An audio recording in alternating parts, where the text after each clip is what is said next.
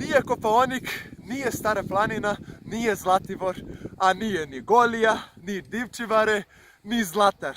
A boga mi, kad gledamo ovo ovako, moglo bi da bude Francuska, Švajcarska, Austrija, ali nije. Ovo je naša prelepa Srbija, ljudi. Ja se nalazim trenutno na Brezovici, ski centar Brezovica na Šar planini, gdje realno je planina tako netaknuta da je neverovatno.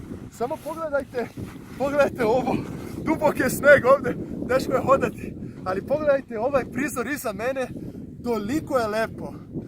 Ja sam bez daha, kad gledam ovo, meni je žao što ranije nisam bio ovdje i žao mi je što toliko ljudi iz Srbije imaju predrasude, misle da je ovdje opasno i neće doći.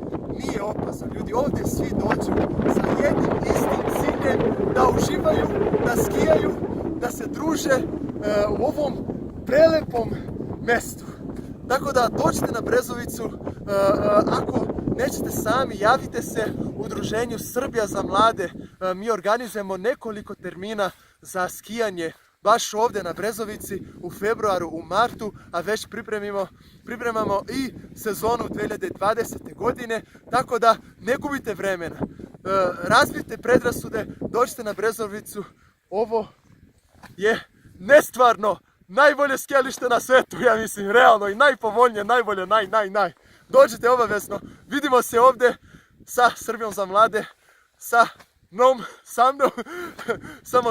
samo dođite da skijate. Ćao!